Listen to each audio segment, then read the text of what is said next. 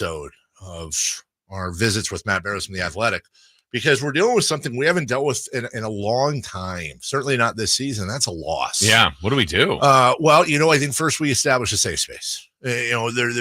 Everyone, we're here for you. And then we rely on a guy like Matt, not to cheer us up, not to put a spin on things, for sure. He's a journalist, capital J, but to maybe help break everything down. And in the process together, we can look on the bright side of life, if you will, moving forward. And we can learn and grow. We can learn and grow.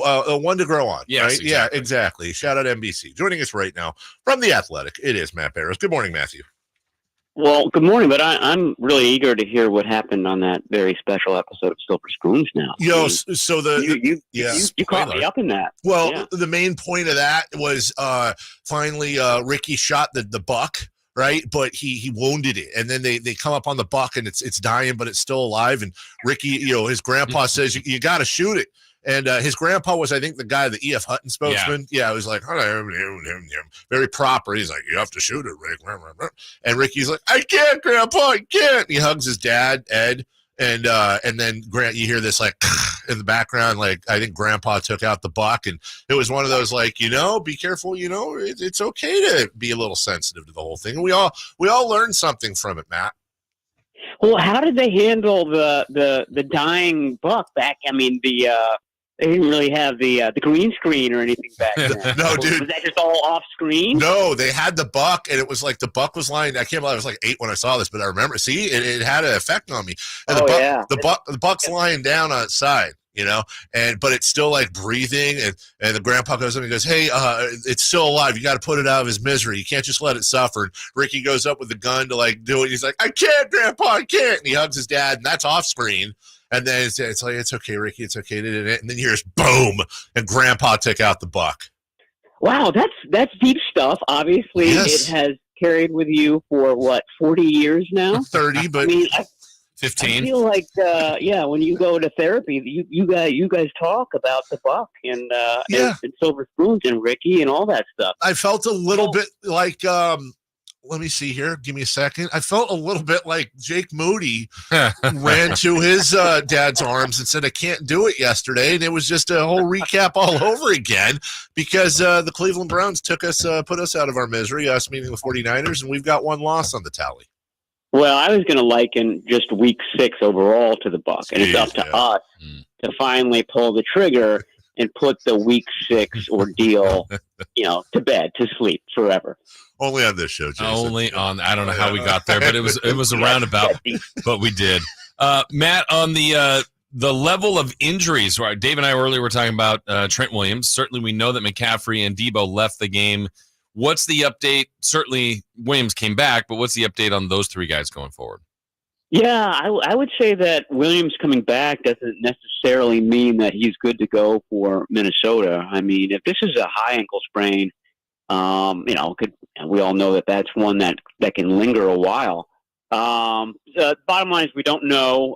We talked to Shanahan at 1:30 and should get a little bit better idea. I will say that what they diagnosed McCaffrey with early on, which is oblique/rib, is exactly what they diagnosed Brock Purdy with last year. Remember, he got hit early on in that Tampa game, and then was dealing with what they would later come out and say was a broken rib for the Seattle game. That was on a Thursday, so it was only 4 days later. And he was in a lot of pain and needed a painkiller to play in that game, needed a flak jacket to protect him, and needed Shanahan calling plays, frankly, that protected him. And so for McCaffrey's availability, I'm not sure that you can sort of guard the rib the way that you could a quarterback's if you're a running back. And obviously these teams are just teeing off on McCaffrey every chance they get. So I am dubious that he'd be able to play. We'll have to find out more, but that's the one I feel the least confident about him playing. Debo's shoulder, the initial x-rays were negative, so I think that's a good sign. They're going to do some more work this morning with imaging to really kind of pinpoint what that is. So I say, all 3 of those guys are very iffy for a Monday night game on turf, by the way, in Minnesota. Yeah, so it's just next man, or should I say next man up. And, with Debo and obviously Trent Williams, like I hate the fact that they lost yesterday, but honestly, I'll trade the loss to get 2, if not 3 of those guys healthy. That I think is the real worry coming out of that game. Yeah, for sure. I mean, especially McCaffrey. You want McCaffrey healthy and performing like Christian McCaffrey at the end of the season, for sure. And this is sort of been a pattern for this team. They run into injury issues at some point. Guys step up, and then the injured guys come back, and you got some momentum going to the playoffs. So hopefully that's what happens with this team. But you're right, there are guys behind them that could play. It would be Jalen Moore at left tackle. And I guess the silver lining there is that the 49ers have really gotten past that spate of games where you're looking at just a game wrecker, whether it's Micah Parsons or Myles Garrett or T.J. Watt, Aaron Donaldson, every week. So there'll be another Donaldson game at some point, but not quite as potent defenses that they're facing in these next spate of games. Matt, I want to ask you about the weather. It's not the reason the 49ers lost, but I want to know the impact. I thought, really both quarterbacks, P.J. Walker barely, I think he was right around 50% completion, but missed what I thought were some easy throws. And then certainly Brock Purdy has been so efficient, so good, so on point.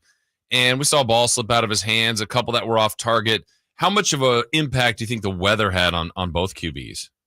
No, I think it had an impact for sure. I mean, I think this was Brock Purdy's first weather game. I was told that it rained a little bit in Seattle in that, week 15 game last year. But, you saw the ball slip out of his hand. I mean, it doesn't get any more visible than that. So it affected him. It was his first game in those conditions. Seems like when Brock Purdy misses, he's behind the receiver quite a bit. And we've seen that. And we've seen receivers sort of bail him out in that regard, sort of reaching back on those crossing routes. So I'm not exactly sure what's happening when that occurs, but it was exaggerated against the Browns, and it led to that pick and led to a couple of incompletions as well. So he was not his usual on-target self. And we all knew that type of game was coming. I came out of that thinking, as bad as it was for Purdy, and easily his worst game, and there were all sorts of misses, but I thought it was reassuring that at the end of the game, when there's no Deebo Samuel and there's no Christian McCaffrey, and George Kittle is having to do a lot of blocking on the line of scrimmage, it was just a game of pitch and cash between Purdy and Ayuk, and Purdy and Juwan Jennings, and he got them down the field. I mean, he got them to a point where they could have won the game. And I thought that was probably the most encouraging sign from that game. Everything was going wrong. They got to have this drive. The Browns know they've got to have this drive, and yet Purdy delivered. So if you're looking for silver linings and all that kind of Lake Erie doom and gloom, that would be one that I think you can kind of take away from the wreckage. Matt Barrows of The Athletic with us. You led perfectly into my next question. Is that, Matt, is there a storyline here that Brock Purdy may have done more in a terrible game in which they lost than a lot of the wins he's led them to, based on everything you just said? In the end, you set your kicker up with a 41-yard field goal attempt. That's about in 2+ minutes as best as you can hope for in those conditions, missing 2 of your biggest weapons and having arguably your best player in Trent Williams limping. Right. My impression was that this was going to be a heavy Deebo Samuel game. And I say that because Deebo got the ball, or at least was targeted 3 times on those first 2 drives. And then you saw his replacement, Ray McLeod, be involved a little bit as well, especially on a trick play, which, seems like a bad idea to put the guy who really didn't practice that play in the game. But my point was that I think that really kind of disrupted the 49ers, that once Deebo leaves the game, they're like, how are we going to handle this this aggressive defense. Remember, the last time they played a super aggressive defense, the Giants, the 49ers countered with a lot of Debo throws, and Debo made the Giants pay for that. So no Debo, no running game to lean on. I mean, that was one of the critiques of Brock Purdy. Yeah, he's doing great, but look at all the support that he gets. He's got Shanahan calling the plays. He's got an outstanding running game to lean on. It's not all Purdy. He's getting a lot of help. Well, at the end of the game, he didn't have either of those two things, and he was still finding a way to move the ball down the field. So I thought that he answered one of those questions. How is Brock Purdy going to play when the 49ers are behind in the fourth quarter? It wasn't always pretty, but on that last drive, they had to have it. He did step up. So I thought that was an encouraging sign. Matt, how about the amount of penalties? I mean, 25 in the game. Officials obviously were very happy with the penalty flags that they were throwing. 12 of those, though, on the 49ers. A little bit out of the norm for them. What do you attribute to kind of those mistakes yesterday? I attribute it to that very, very good defense that they're going against. A couple of false start penalties, those types of things. An aggressive defense will do that to an offense. And I got to say, you attribute it to some bad calls as well. I mean, the one on Deshaun Gibson at the end, that was a huge, huge penalty. The 49ers had the Browns stopped. The Browns were going to have to punt the ball at the end of that game. And, it was a violent hit, but it wasn't dirty and it wasn't dangerous. And I don't know. I just feel like sometimes the officials are conditioned to, once they see something violent like that, to throw the flag. And it was unnecessary. And it was just a game where they were used to throwing the flag on every other play. And so this seemed like yet another instance where they could do it. But in hindsight, they seemed over eager to penalize somebody on that spot. That wasn't the only call that went against the Niners late in the game. But, I instinctively, Matt, as both a radio guy but also a diehard Niner fan who doesn't hide it, I don't like doing the whole refs cost us the game. Full credit to the Browns with their backup quarterback and that defense and the elements. They had to deal with the elements too. And we can talk all about how their defense made life difficult for the Niners, but their backup quarterback somehow managed to score enough points with his team to win the ball game. So I don't want to make it all about the refs, but it is rare when you have a single call that you can look at and say, dude, that game's over. They don't make that call. That game's over. And it makes you wish there was a mechanism to be able to challenge that in itself, because it's not a penalty. It's just not I mean, correct me if I'm wrong, but I looked at the replay like everyone else did.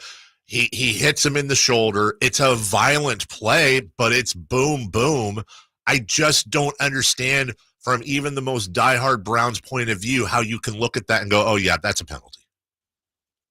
And there was also the play at the end of the first half where it seemed like it was a fumble. And if it wasn't a fumble, then it was a throw behind the line of scrimmage. Yep. And the on-field officials decided that wasn't the case.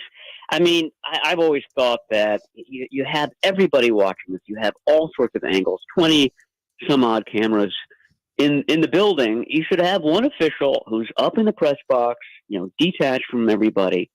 And if he or she sees something that's obvious like that, you hit a red button, and maybe the red light is in somewhere in every stadium, and everybody's looking to see if that red light goes on. And if it goes on, it means that that God figure has chimed in, and a play needs to be reversed. It doesn't need to be a challenge and then a big thing where one guy in his 60s jogs over to the sideline to talk to one coach, and then it just happens. We all saw it. It doesn't need to be a big courtroom drama like a lot of these things are. I mean, that's my concern, is that this game, which is often disjointed and stop and go and commercials and quarters and halves and 2-minute warnings, you don't need another long stoppage. You could just have one person that you don't question, because it's obvious, making these determinations, and that would be a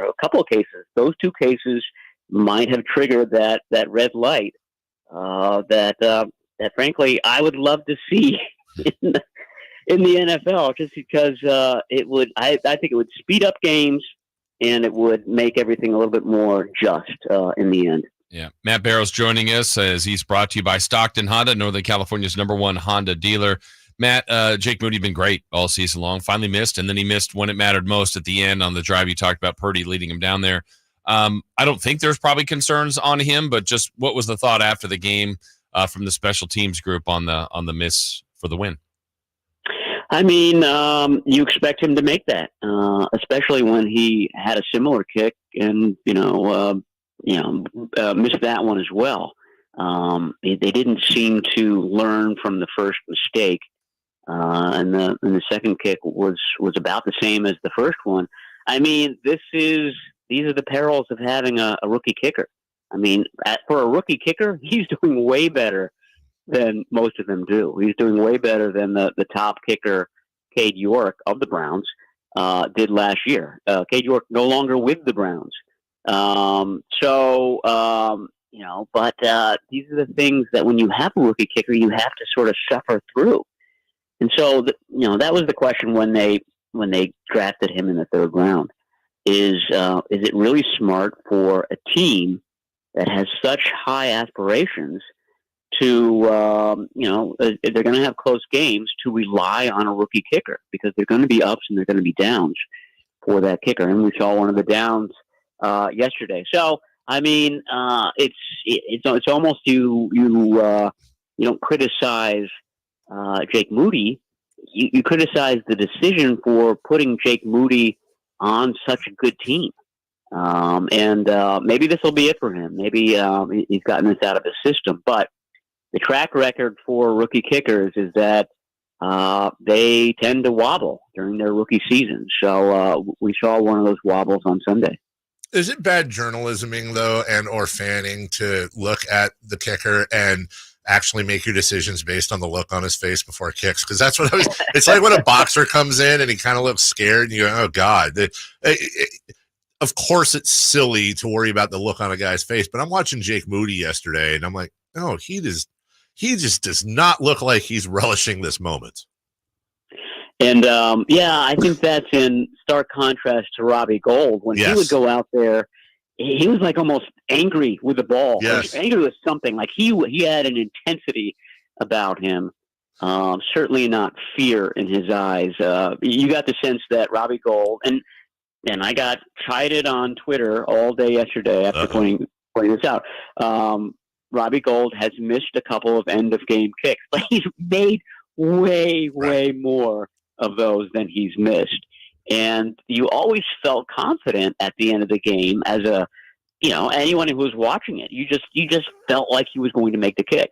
And I certainly didn't have that feeling when Jake Moody stepped up, because Jake Moody hasn't done it. And again, I mean, this is what happens. This isn't unusual for somebody in his situation. And he was good in those situations at Michigan.